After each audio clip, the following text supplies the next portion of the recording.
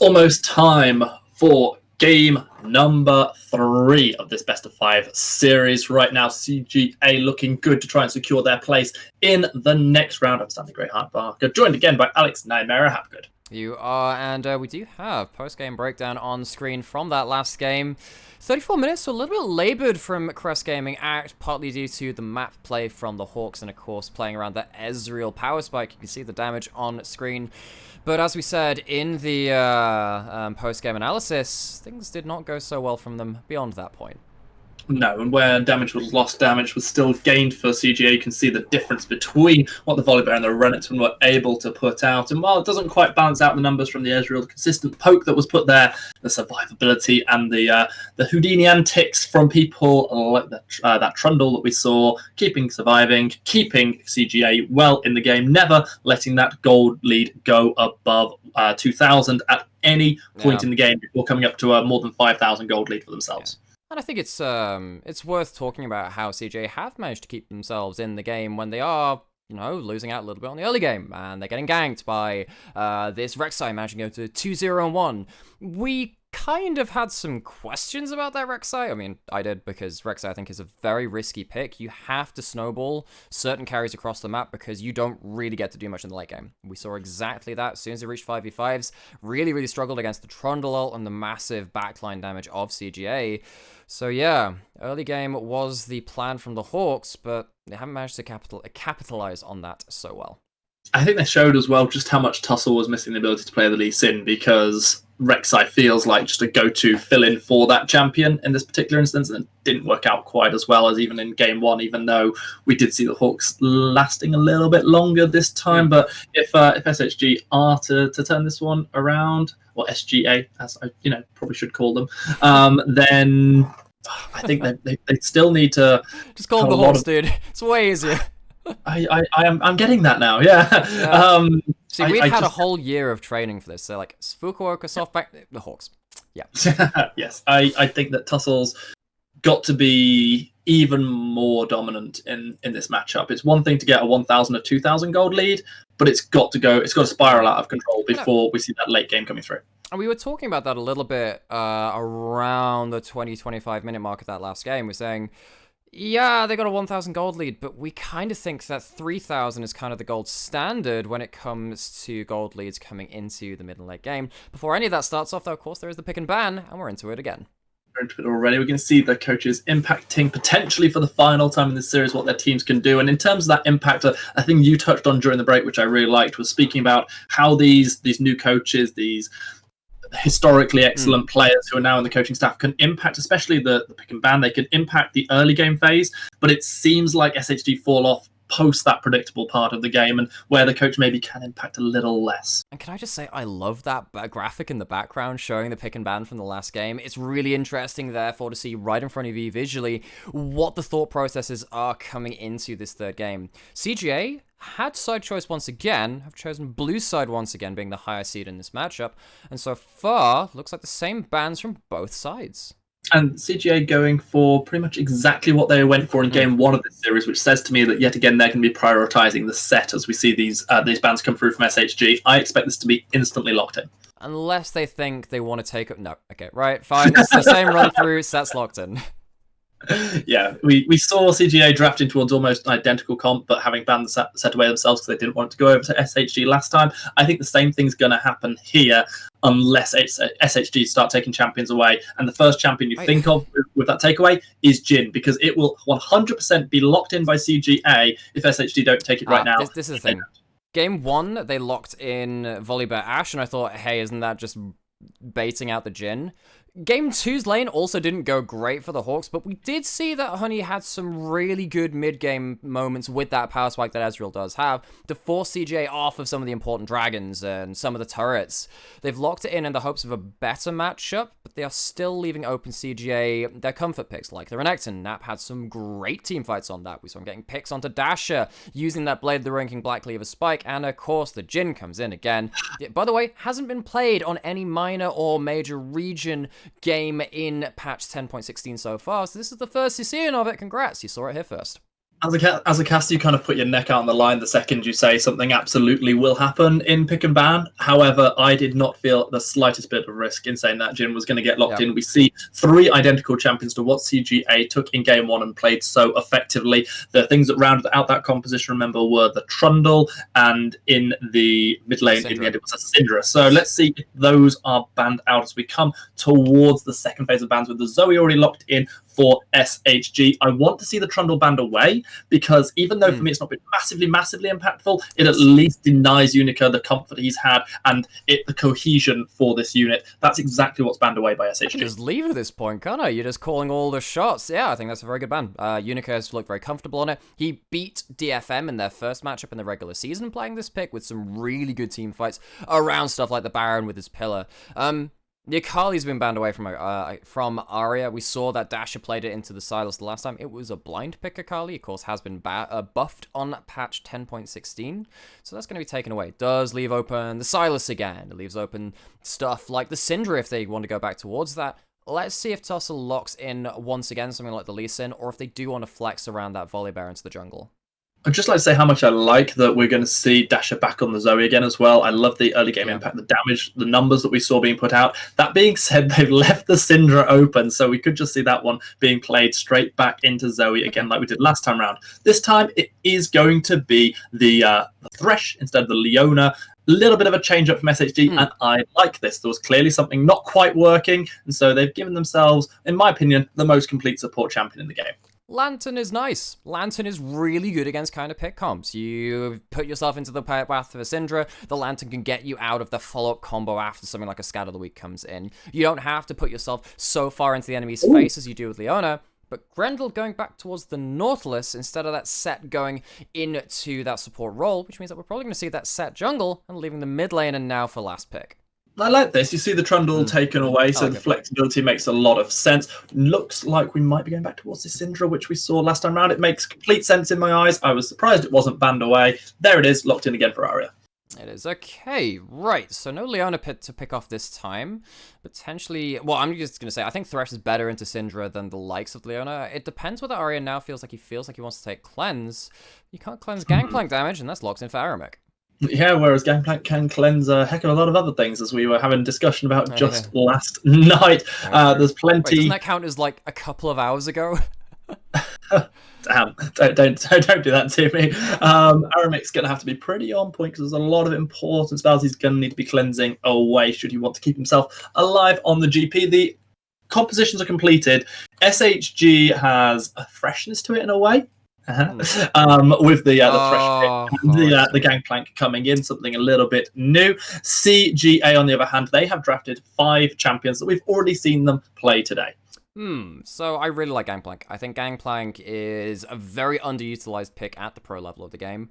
I think that you do have the ability to survive something like a Renekton matchup, and well, we'll have to see whether that comes to pass in this kind of game. It is a double AD topside with the set being put in to the jungle. So yeah, I mean, I'm looking at this, and I do prefer what Hawks have done compared to their earlier draft. I think it's better in the late game team fights where they have struggled before, but I mean, they have to make it work in the execution now. I'm going to play devil's advocate on this one. I'm going to say I'm concerned by this change to the Gangplank personally.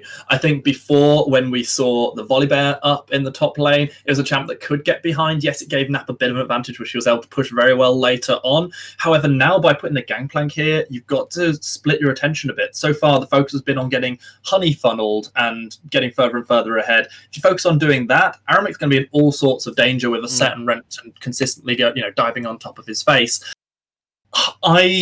I'm concerned that Tussle on the Volibear is not going to be able to make the plays cross-map enough and actually get this Gangplank and this Ezreal ahead, both of which probably needs to happen for the Hawks to come back into this. So in game 1, we saw the Lee Sin out of Tussle, who is another early game active champion.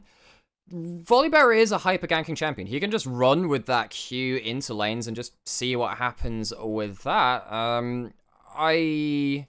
I'm also worried about which side of the map is going to be left on the stronger or weak side when the Volibear is running around trying to make something happen.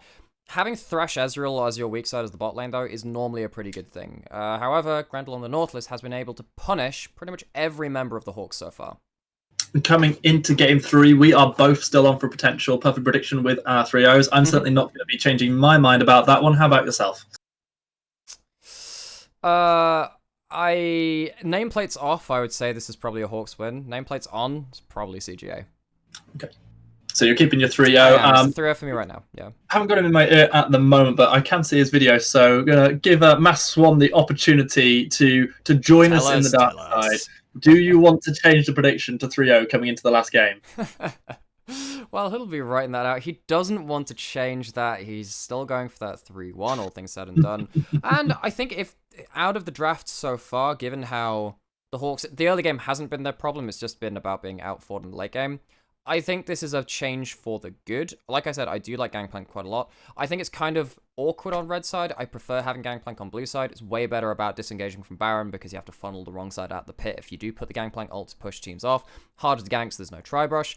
So having it on the red side, kind of awkward in terms of getting ganked, particularly by Set, who can get you in the early game. But apart from that, still really good in the team fights, like I was saying.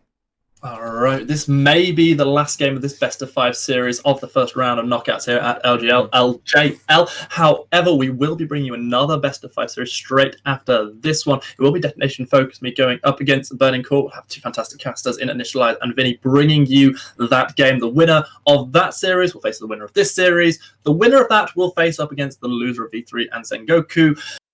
Based on what we've seen so far from CGA, let's say, hypothetically, they do take this series, either in this game or one of the next two after it. How do you fancy their chances based on today's performance against those other teams? I worry for CGA's early game. I think their team fighting is fine. Don't get me wrong about that. But having them being down in lane versus the Hawks, not even laners the standard of E3, Sengoku, DFM, which are probably our better laners in the league, a little bit awkward. Even when they do have very strong lanes in like the Jhin Nautilus. They need to sort out their early game. If they sort that out, I think they can go all the way. They can. Right. They always have that ability. It's just making sure they can consistently make stuff work before their team fights come off. Yeah, I mean, I'm not here to throw shade, but it does feel a little bit like a better team than the Hawks would be punishing them. The sort of gold leads that we've seen built up, and it would be going past that sort of around about 2,000 gold mark advantage for a team who's getting those early game leads. I would certainly be worried for CGA going forwards. However, this is an opportunity for them to come out and to have a dominant performance, absolutely crush the early game. That being said, it's the last opportunity for SHG to get themselves back into this series to begin a potential reverse sweep. Which of these two things is going to happen? Potentially neither. Wow. What about these two options and this third one, which is also a completely viable option to happen? Okay, all right, let's go back into something a little bit more nitty-gritty. Let's talk about some stats and talk about some narratives. One thing which we do need to talk about, Syndra coming out of Aria for the second time this series. We haven't seen a lot of Syndra in the LJL since patch 10.14. That was our Super Week. Weeks 5 and 6 happened in the space of 2 days. We had 16 games, 4 games per team. We still saw a lot of Syndra back then, and we've not really seen her since that point. She has been nerfed on patch 10.16 in her Q damage at later ranks, and yes, Aria is still picking that champion, still likes her role within the team comps, presumably, or the matchup into the Zoe. Either way, something interesting to keep track of, and yeah, Aria making it work so far. As we see Tussle starting off this red buff, my eyes are drawn towards those player rooms, towards the Keystone specifically, and the two that catch my eye are going to be the Phase Rush on the set and the Grasp for the Gangplank. Okay, yeah, well, Grasp on Gangplank just gives him a really good early game. Okay, so I've been corrected by production. We didn't actually see Syndra in the Super Week. We saw her earlier in the split, but just not at that point. Anyway, she's been gone for a while. She's back now, even though she's worse. That's the point. Sorry, production. I'm sorry. I apologize. Oh, good grief. Can someone sack this AI, please? We've got 52% credit going over to SHG. Yet again, Blitz has been wrong 2 out of 2 times. Can he finally come up trumps with his lowest prediction so far? That'd be just it, wouldn't it? Be like, oh, yes, so just at the turning of the tide, at the dawn of the 5th day, look to the Blitzcrank bot, he will show you the way. Oh, I actually kind of like this from the bot lane of Grendel and Gango. They've ended up getting some priority in bot lane, and they immediately used that to go support whatever Unica wants to do next and try and scout out Tussle. They see blue buff's gone. They know that Tussle will have been there relatively soon because they know he started on top side, and maybe they can scout him out now, but he's going to, not going to quite get that red buff. No, he's not. He is going to find Unica, and there is a potential for a bit of a trade here. There's priority for the Syndra, who steps across and forces the Flash out of tussle.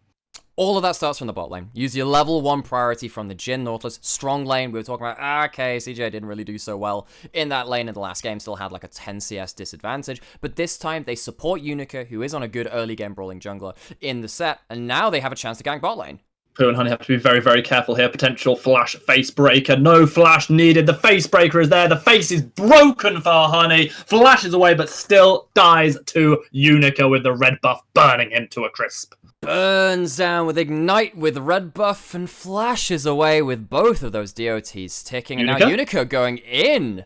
Super aggressive. Finding the face breaker onto Tussle. Has the support of Arya. Pooh on the other side of the wall might look for the Lantern. The Thresh Express out to safety. Sleepy Trouble Bubble is going to connect, as is the Death Sentence. The Flay comes in and Honey finds a kill. The turnaround is good. CGA have gone too deep and they are paying with their lives. Double kill for the Ezreal as he looks to find a triple. He's going to find it. Oh, baby, a quadra could come through for the Ezreal. Grendel being chased down, being shot to pieces. In the end, it's Dasher who takes 1 kill, but Honey receives 3 kills after giving away first blood. The cursed coin lands on Tails, and who picks up? It is Honey. Double buffs, 4 kill participation. Who needs that combat summoner? You died for first blood, doesn't matter. Comes back with style. Of course, we're not going to go see that replay of the actual big play. We're going to see the first blood. This was a nice combo from CJ. It was a good gank. We were not contesting that, and you see, yeah, flashes away with both the DOTs on him. Really not the best thing there. Then Unica and Arya, they think without Ezreal being in lane, maybe they can make a play here. But of course, that's when the teleport comes in. Arya with the flash stun, very important.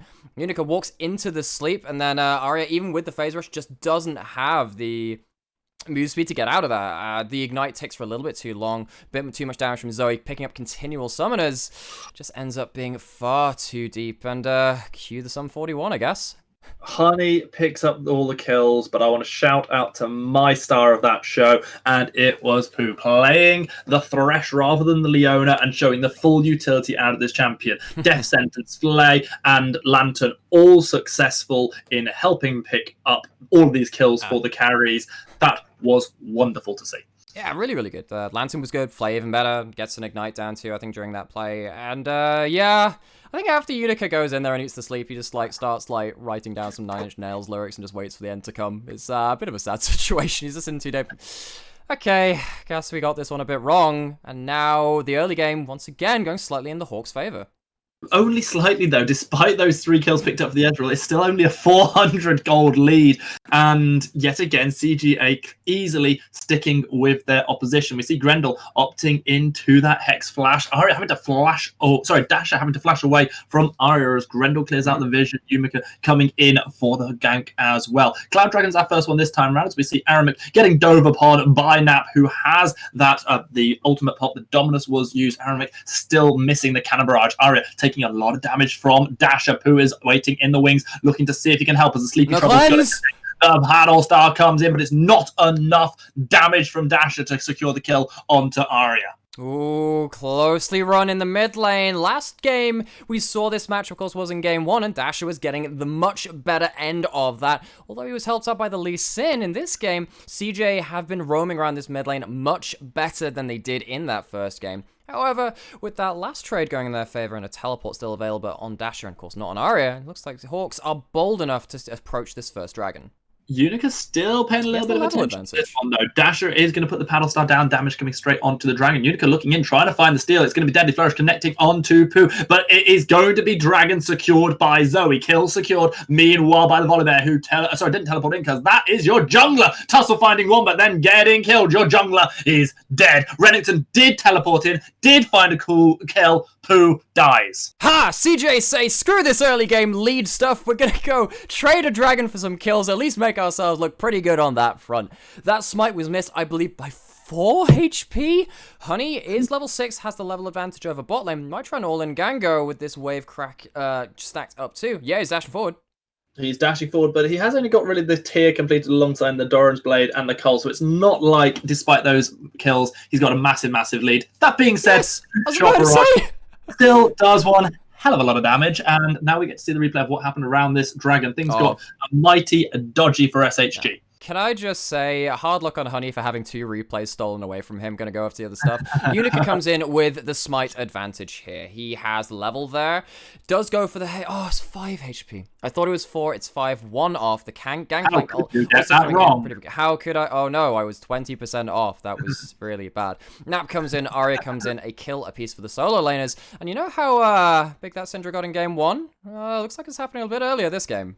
It's already happening. On the plus side, at least Dasher does have a kill, does have those assists to the name as well. So it's still staying very, very relevant. Ezreal, of course, is going to be hitting power spikes way sooner than normal as a result of picking that triple kill earlier on. Meanwhile, red buff just going to be started up and picked up nice and easily by Tussle, as long as it doesn't reset courtesy of Pooh, trying to be helpful, bless his heart. Oh, it's going to be close. There's a lot of people on the bot side now for the Hawks, once again leading a multi-man incursion. They're using the blue buff respawn time for CJ to get themselves free red buff steal. Gango tries. He puts the ward down, sees Tussle walking out with the red buff, sees the ward too. Be able to clear that out, but won't be able to secure the buff. Yeah, that was actually a steal in comparison to what I had said earlier on, but it does lead to a Herald being started up. This is on top of a ward which is swept out, so Unica's going to know that the opposition knows one's going down. The question is, does Renton have enough in him to make the zone work out? With Tussle stepping across, the answer seems to be no. No, and I mean, CGA, credit to them, their early game stats are not always great, but they do get 57% of the heralds. That's where they tend to prioritize around. Maybe it's because they've given up some kills in bot side or have given up dragons instead, but they do maybe normally... it's because they're playing against a team that gets 20% heralds. I don't know. So. Oh, yeah, I mean, maybe that does help. The Hawks really just haven't had too much of a handle on the heralds this series. I'm trying to remember. I think they got the 1 in game 2. They did, yes. Did they get one or 2 in game 2? Anyway, yes. I believe they took 2, if I remember correctly. Okay, oh wow, they're really buffing up their stats. Just in time to lose to CJ, maybe. They really need to make sure, I mean, we were talking about the capitalizing on their leads, and right now, of course, they do have Gangplank scaling up, has a cult, that's nice, but you do need to get something more to show for yourself here. They absolutely do. I mean, at this point in both games 1 and 2, they had round about 1,000 gold lead. This time, they're looking at round about 100 as the gold lead. So they've already let slip that early power they had on the back of the triple kill. And if the mid game, the late game of CGA is anything to go by, that's not great news for SHG. And with Arya being ahead right now, winning the matchup in terms of CS and still has 2 kills, so not even too far behind, even though there are more assists on Dasher, that's kind of awkward. Also awkward is that Herald top lane. This was my concern, that Aranic would find this fate multiple times. Herald is going to come in, going to find the charge onto a couple of turret plates. Now, not looking for the potential re-engage on this one, or is the Crocodile? No, it's just going to be the Herald, cleaned out by Aranic, having lost the majority of turret plates in top lane. Okay, right. Well, we were talking about gold leads for the Hawks and everything. The big one is still for Honey. He has something like a 1.3k gold lead over Gango right now. We know that Gango has been huge on the Jhin. How does CJ play around their AD carry not being the person who's leading the charge this time? So it's a very, very good question. I mean, Honey is still getting ahead, has the CS advantage, has plates to the name as well. Again, we're going to be looking towards Nap, who's still finding CS advantage, still has the kill lead over the Gangplank. Nap's going to have to do even more than in previous games is probably the answer to that question. If you can end up well, there are more backline targets for him to dive, at least. He can get onto 3 squishies as opposed to a tanky top laner. But tanks, speaking of that squishy backline, Gangplank does more damage in a recompense for that. Yeah, this is a grasped Gangplank who's staying mighty healthy right now, CSing up pretty well as well. Cole will be nearing completion for both himself and Ezreal, so some extra gold into the general pockets of SHG. They have, however, fallen behind in gold, and this is the first time that could really be said in sort of the opening 12-13 minutes of any of these games. Maybe that's where all falls apart for CGA. That was the only thing that was keeping them together. The desperation of trying to get comeback fights. That's why they go for all these huge things. Unica does that thing which junglers do when they can't pick up their own camps because someone like Arya is taking the Raptors. Goes take some lane farm. Nice, good job. Got to get the tax out there. Meanwhile, second dragon spawns one already secured by SHG. Dredgeland's going to connect on to Pooh. He flashes away from the deadly flourish. Tussle now is the one right in the middle of trouble as he gets pulled back by the boss. Dasher finds a kill onto Nautilus as Tussle eats the 4th shot of the curtain call. The dragon has been started up. It's currently a 5 versus 4 across the map. Teleport available for Aramik, but not for Nap. And as a result, second dragon ceded over to SHG. And that will be an Ocean Dragon leaving Infernal or Mountain being the Soul Mountain, of course, being the one which comes up. That's it's something, and the two dragons are always worth a shiny penny for at least your combat stats. Gango stuck under turret, a little bit dangerous here. Yeah, he's got to be pretty careful. We just see Honey going to be able to pick up yet another turret plate. More gold into this ADC who got funneled in the last game. It's a really, really big lead this time for Honey, but the same is also true for Nap. He's got a level advantage, and he finds first turret as well. Does, and mid lane's relatively even, at least. That's kind of nice. Unica did have a momentary gold lead in the early game. That's also become... Oh, okay, we got ourselves a pause. Okay, right, nice, cool. That's actually quite nice in this game, because we've had a bit more early game than last time round. We've had 10 kills already, which is almost as many as we had in the entire game last time round. So, yeah, let's focus on what's been an interesting early game.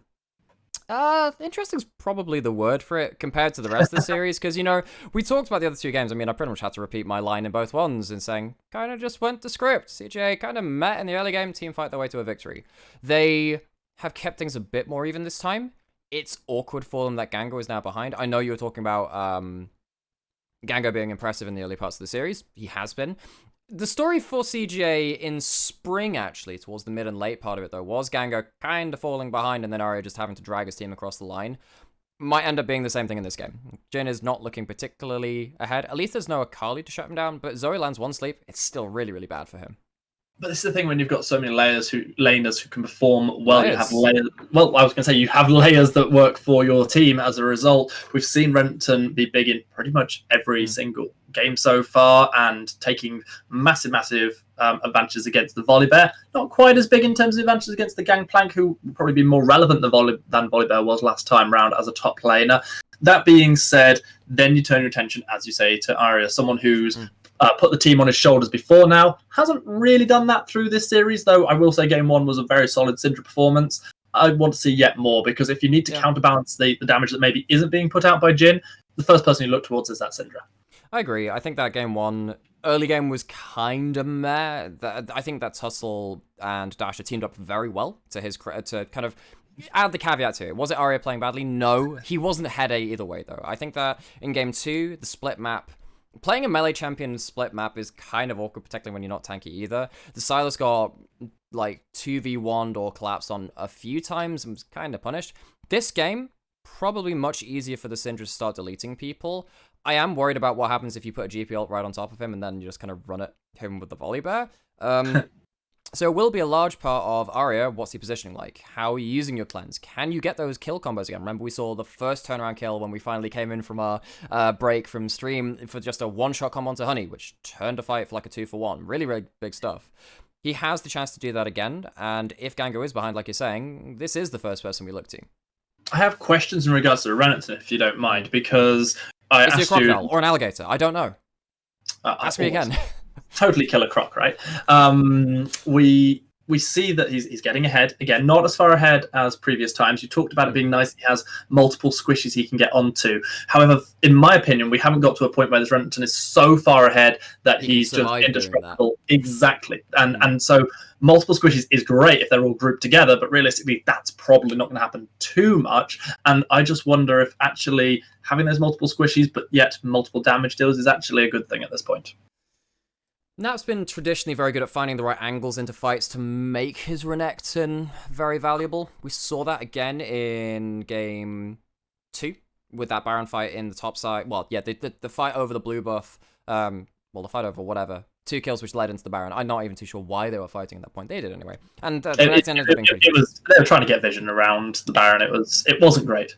It was the fighting for the sake of fighting, the VCS special. We love those guys. Yeah, and Nap has managed to find ways to make himself pretty useful. The question is he going to be able to walk that tightrope of doing enough damage and being aggressive enough to like regen off a multi-man Q? That's a really big thing for an X, and if you get an empowered Q or something. Whilst also staying safe enough that he's not randomly giving up kills, because if you start doing that, there isn't too much front line to be said. I mean, you can have like the set doing some work, but after he uses his Haymaker, he doesn't really do too much in the fights. I will say for the Hawks coming to this game, I feel better about their opportunities, especially as Gango's been sort of put behind even more considerably than previously we've seen. And it does feel a little bit like they'll be able to have time to focus down the Renekton at a time where previously, had they just opted to do that, Jin would have been ripping through them with 4 shots. I don't think that's going to happen quite so dramatically, certainly at this stage of the game. Got to keep our eyes on the gold leads as they continue, though, because if the Renekton does get further and further into that build, stays tankier, is doing the damage, then yeah, those squishy members are really, really going to struggle. I do think once he gets Blade Black Cleaver and you have a Stormrazor on Jin, Stormrazor into Scatter the Weak into Empowered W, that person does still die. You don't have the Trundle ult this time, which means that it's not quite as instantly destructive, and the Jin doesn't get buffed up quite as much, nor do you have the Pillar to zone off the Zoe and other stuff. But I do think that Renekton is a burst champion when you do go Blade first, which he presumably is going versus. Yeah, he built the Vamsceptor, so presumably he's going towards that. Will have a lot of that value. I am wondering at what point CGA start trying to collapse for dives. It looks like we're back into game, though, so we're going to transition back over to that. Yay! Not going to see that collapse into a dive just yet. We're going to see Honey still able to take up turret plates, because we're still not at the 14-minute mark. 30 seconds remain to find out exactly how many turret plates will be ripped through. It looks like it's just going to be the 5 taken in the top lane by CGA, 4 in response by Honey for SHG. The gold lead is now back in SHG's favor. They found themselves a 400 advantage as Dasher does not manage to cancel the recall of the Syndra there. And yeah, it's a bit of a slow build on this game, but at the same time, we've had some good actions, some good kills, and I'm looking towards that next dragon spawning for a potential another fight, because I can't see a world where CGA give this one up uncontested. Depends if they want to do something across the map, I guess. Renekton is still pretty strong. Got that first turret gold and all the plates up there. We were talking about that. Completed Blade. It's against the Trinity Force, so he probably can't straight up 1v1 the Gangplank unless the Gangplank really misuses the barrels. But that's something we'll have to keep an eye on. I think Unico is going to be really important on that front. But speaking of Unico and his jungle, he just lost he lost his last red buff. He's losing his blue buff too. Losing a lot of farm, all things said and done. There have honestly been moments where I've confused Tussle for being CGA's jungler in this game, because it feels like he's been in the opposition jungle more than Unica has. And we see another buff still on the way, as you say. Honey, meanwhile, able to pick up camps, denying these ones from Unica as Grendel tries to get some. By the way, that is going to be a very early Muramasa from Honey. Okay. That's 600 stacks at 14, 15 minutes. That is going to be a ridiculous early Muramasa. Wow. Also, just looking towards these gold leads, we still see that massive, massive advantage for the Ezreal. This time it's up to 2,500 already, and the gap between top laners is nowhere near as big as it was in previous games as well. Only the 1,000 edge for Nap, who has that kill, has that play, the Ruin King completed. Trinity Force is now there for Gangplank. Key items are coming in. This next dragon will be spawning in round about, I think, 2 minutes' time, as we see a bit of pressure put towards this bot lane turret. This is a nice rotation coming out of CGA. They may lose the Herald for it, however. I think well, speaking of losing the Herald, but losing the Herald for what? What are they even trading it for now? Because the Gangplank ult's come down. Nothing.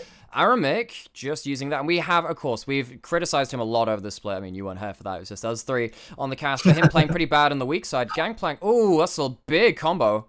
Arya has to use their cleanse. Dasher has to use the flash. Lantern takes him to the safety of where the Herald is being picked up. However, SHG have to be very, very careful here. They are playing with fire if they continue trying to take this Herald right now. Honey, meanwhile, will knock this turret down pretty quickly with the IBG completed. Tussle managing to retain the aggro of the Herald, which is going lower and lower. But that's a lot of damage. Going for the Dominus. This Herald has not reset and is going lower and lower. The reset comes in crucially for CG as they try to take it. Aramik continuing to split push in the bot lane. This is already a 2-for-0 trade in terms of turrets as CGA try to take the Herald in response. They do, and it's not going down quickly because of that reset. You have a level disadvantage on your AD carry and a massive item deficit too. Okay, they do secure it. It's going to be at the cost of 2 towers, though, across the map. Yeah, and that's actually swung some of the gold back into Gangplank's pocket as well. Aramik is going to get caught out. He flashes away, having used the orange to cleanse. He stays K. He does stay at K. Potassium coming in. 2 kills on the Syndra means that one-shot potential is a real threat. We saw it from Dasher. The Unleashed Power not used in that case, forced out the flash from the Zoe, who was set at 204. Very, very strong. By the way, that's a 17-minute Muramasa out of Honey. That is, you expected it 22, 23 minutes. This is a good 5 minutes earlier than expected. And given that 2-Item Ezreal is one of the strongest champions in the game, the Hawks have a really good window of power to now work around.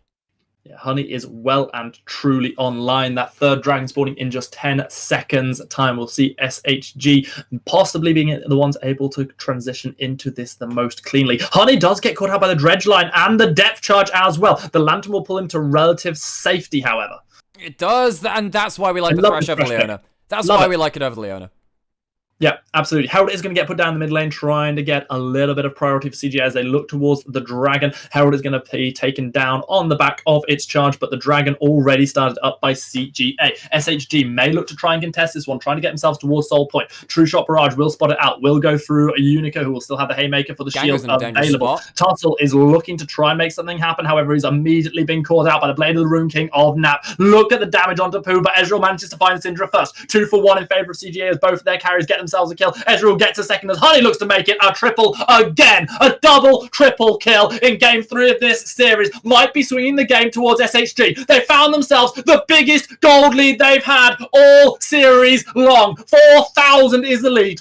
They get themselves another kill onto Nap. They will secure the Dragon. Honey will rip through another turret. And SHG are looking good approaching the 20-minute mark. Arya oversteps for the second time and gets taken down by Honey. Thinks that they've got the combo onto Pooh, trying to get that one shot. But we talked about the Ezreal. Way far ahead of the curve. And is now even further ahead. Going to be getting a death dance off of that, probably. I mean, it was round about these fights that we saw things going wrong, but look how right they went here for SHG. Okay, so it's actually the same part of the map as well. Remember that very early play on that? That's a huge amount of damage. That's what baits them in. But no cleanse onto Arya really sucks. And then with the sleep in there too. Oh, that is just so much damage. The mark from the W, the Essence Flux, was already down. Onto Syndra, the auto attacks follows, just goes there. And from that point, it's literally just cleanup, because Syndra's the one person who can really threaten the Ezreal. After that point, just lights out.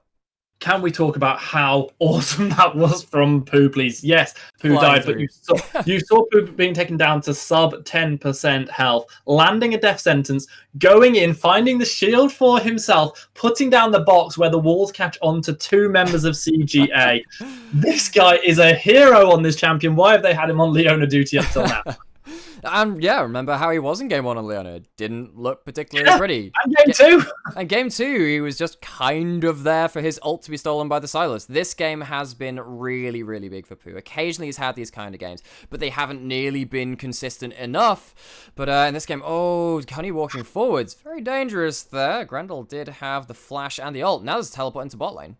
That's going to be continuing to notice towards the bot lane. He's going to continue to push that wave, which is already pushed towards the inner turret in the bottom half of the map. Meanwhile, Honey and the rest of his team able to push CGA away from the turret. They still haven't been able to secure their second turret of the game, and they might be about to lose their fourth. They are trying to find picks, but every time they do so, if Hawks manage to escape the play, it is just lost advantages across the map for CGA. They don't lose the turret this time, but the next time they try and go for something, GP just takes down that turret for free. Yeah, and this is the thing they can afford to do is on GP as well, because they've got so many teleports. They know there's no teleport right now, and they're just able to do pretty much whatever they want across the map. And this is everything we didn't see in game 1. Playing the rotations wisely, getting Honey so damn far ahead that he's practically untouchable. This is SHG looking like they might be about to prove Mass Swan right. There is something to be said about Honey being a rookie. First playoff series. This is his first year in competitive, but he's showing up absolutely huge. This is the Korean prodigy. We thought he was a solo queue god coming into this split, but then coming into spring when he had first had these things, really didn't end up making the impact he wanted to. But this game, oh my word, he's carrying his team.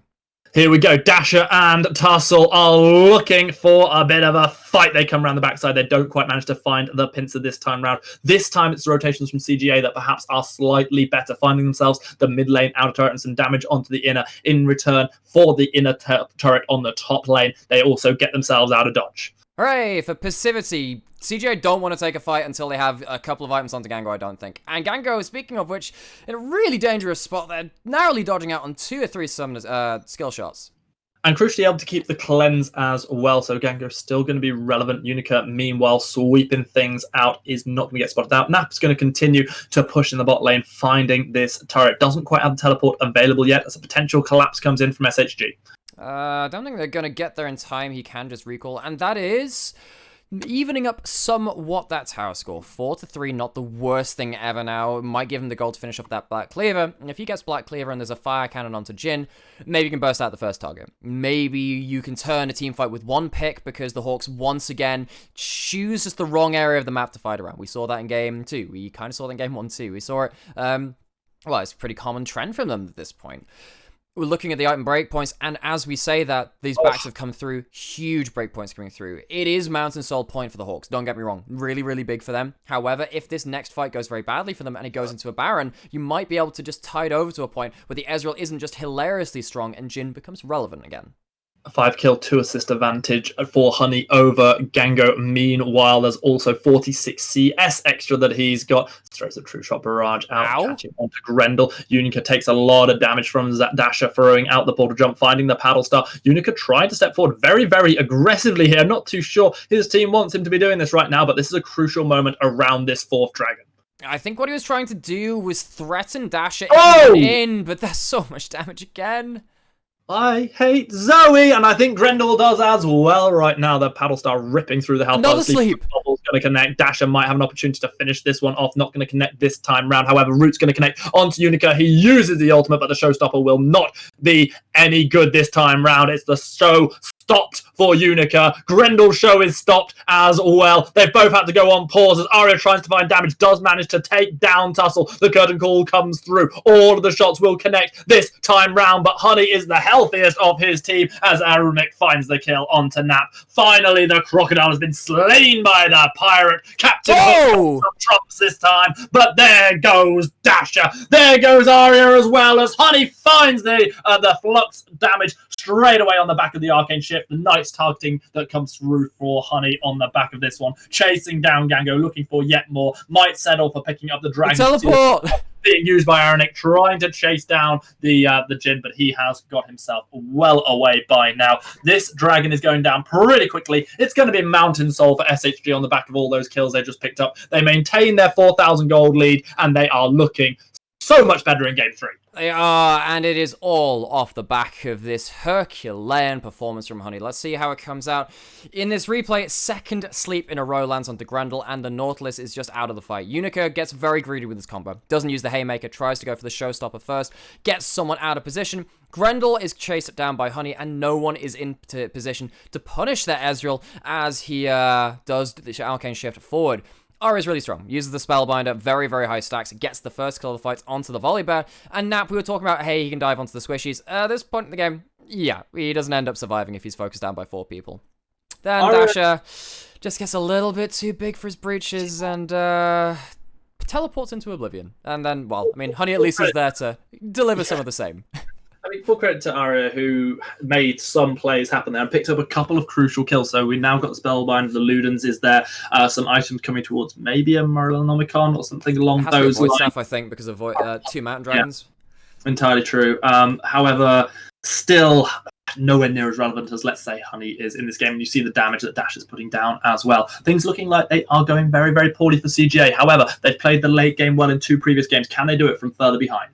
Can they? Well, Grendel going forward. So was that the flashies or was that just in position? Sorry, I didn't see exactly where he was. Either way, Dragon's line doesn't hit. Dasher left to push in the top lane, but of course has a redemption. So he's able to affect slightly larger areas of the map, and Nap is looking for a flank. CGA are trying to put out the smoke and mirrors, try and teamfight away from the Hawks. Teleport is available for Dasher as this push continues from CGA, looking to find somebody out. Teleport's going to come in behind them, and we see that Tussle's already gone in on the Volibear, and Grendel's already been absolutely ripped through as we see Dasher going over the wall, finding damage after damage. Yumika manages to use the Haymaker, but dies to the Mystic Shot as Honey finds his 7th kill of the game. Here goes Gango trying to run away. He's the fast, but he's being chased down the death sentence, not quite connecting, and yet again, Gango is going to live. However, this time it could be at the cost of the Baron. CGA losing on all fronts. If it's at the cost of the Baron, I don't know whether CGA can come back from this kind of deficit. They will have to find a miracle team fight, but each time they are fishing, something goes wrong. Grendel tries to Hex Flash onto Honey, who is caught out with a stun, just face plants into the wall, doesn't have any way out of the situation, gets burst down. This Nautilus is just a sack of gold for the Hawks to repeatedly hit like a pinata. He's died 6 times and is not getting any better at this point. As I used to have to always say to my ex-girlfriend, I'm so sorry, honey. I said you got 7 kills. That's actually 11 kills now on the Ezreal. You say that your ex-girlfriend has like 11 kills? Is that something you often say? There's a reason she's an ex-girlfriend. Meanwhile, Okay. the teleport flank comes in, Tussle does his work, Grendel gets ripped apart, and the rest is pretty elementary. Also, well, Arya takes so much damage off of 2 skill shots there. That is 80% of his skill HP. And then at that point, I'm pretty sure he doesn't have his ult for this play. He does get tagged by the very end of that by Honey. Dashing forwards with impunity. There's just no threat onto the Ezreal now. If the Nautilus can't catch him out and survive, really, really hard to try and keep this Ezreal accountable in the larger fights. Elder Dragon is something we have to start thinking about very, very early in this game, because those 4 quick dragons picked up by SHG, and with a near 10,000 gold lead already accrued, with the Baron buff already there, you've got to consider them to be heavy favourites, not just to secure the Elder Dragon, but also to win. Honey rips through Arya, does get caught by the Scout of the Week, and Orb will land, but Pooh is there with the Lantern. The safety easily provided to Honey, who just arcane shifts back, throws out the True Shot Barrage, doesn't connect with anything this time, but his team's not going to be too mad with him. But look how much he's healing. Every time Arya steps up to try and punish the Ezreal, he just death stances it right back, and that Mountain Soul is making him impervious to the full burst damage. That's the one play they have. Try and burst out Honey, but he's regenning far too much with his double lifesteal build. Nap doing his best John Cena impression at the minute. You can't see me. Is his time now? Nap might need to act, otherwise an inhibitor could be falling very, very soon with this Baron empowered push continuing from SHG. And the inhibitor turret's already down. If they had a chance to engage, they might have wanted to take it earlier, but when are they going to find the right fight? They're just getting poked to shreds. Honey finding more damage onto Yunka, taking the Lantern straight to safety, helping out with the click there. It's going to be Dasher immediately stepping towards the bot lane, picking up a load of CS. Another turret almost certain to fall as SHG go 6 turrets to 3 up. They are nearly 10,000 gold in the lead, and they do not show any signs of slowing. And why would they? There's a QSS on the Ezreal. There's a McHale's on the Thresh, which did come out earlier to save Honey and allow him to run forward in a couple of the fights. The Hawks are managing to ball up in this bot lane with the Baron buff stacked up with 2 cannon minions, and this might be the second inhibitor going down. Honey looking to step forward yet again, ripping through this turret. Baron is still ever present on all 5 members of SHG CGA, trying to stop the wolf that is at the door. Nap takes a lot of damage, does manage to get on towards Honey. That's going to be depth charge connecting. Can they take out Honey? No, because Honey shrunk the health bars, takes out Unica, and now they're step forward once again, this time onto the inhibitor. The 4 versus 4, because both of the junglers are dead. Tussle did fall in that one, but with the Sleepy Trouble bubble landing, the dredge line is not going to be enough to get Grendel to safety. Honey says, thanks very much, I'll have another kill. Manages to rip through health bars time after time after time. Flay beautifully onto Nap. Sleepy Trouble bubble will connect as well. Mystic Shot, boom, dead croc. Game is gonna be over. CGA are not gonna 3-0 this series. We are not gonna be completely correct in our prediction. Ezreal will find another kill onto Ahri, and is this the beginning of the dream reverse sweep for SHG? They will hope so. CGA will not. They're trying to stop the bleeding, but they just can't. Both Nexus turrets are dead. Zoe is going to die, but Honey's still pouring out the damage for days. The Nexus will explode at 13 minutes on the clock, and we've got a series on our hands. And the series will not be a sweep. You heard it here first. Well, I guess Mass1 leaked the script a little too early. The Hawks find themselves their first blood and leave CGA with a bit of a bloody lip. But to give ourselves some time to think over what really is meant by that match and what we can discern for the next couple of games, we're going to go to a quick break, so stick with us.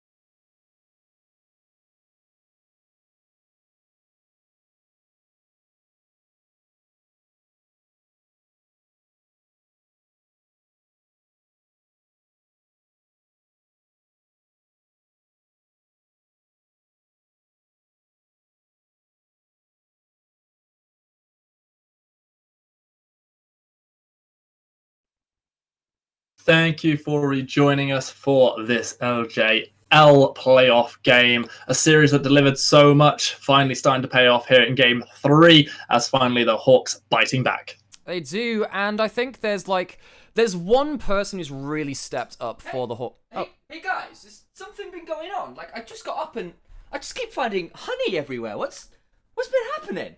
Well, that's the thing. There's this guy who... He's managed to wake up before even his alarm went off, and this guy called Honey just completely blasts him awake from sleep, just like he blasts away CJ. Thank God he didn't come in with poo. Oh yes, that would have been very, very awkward to clean up, much like how the Hawks cleaned up CGA. And those two players, Poo and Honey, what a performance from the bot lane duo. For sure. I think that one of the big things was that Poo was on Thresh instead of Leona. It offered him so many different playmaking potentials. We saw hooks coming onto Arya, which may not have worked when it was a Zenith Blade. We saw Lanterns when Honey was trying to get shut down by Nautilus ults. Came out as a really, really big pick.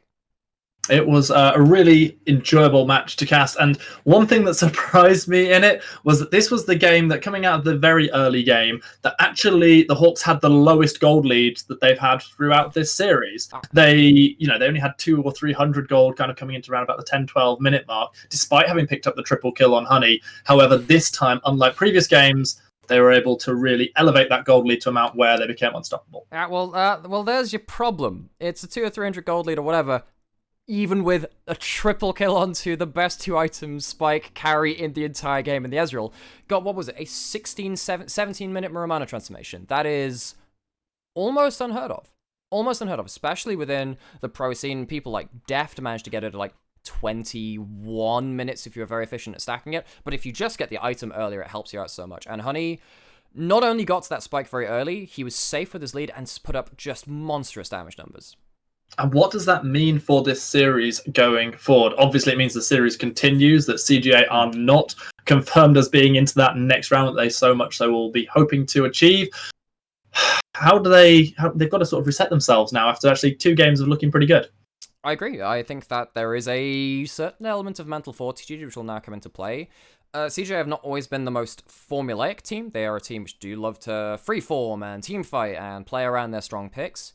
Now we're going to have to see them double down on that, because let's be honest, if you're in this to win it, you do need to be able to take a step back and recover from that. You didn't want to have it at this stage. You did want to finish off with the 3-0.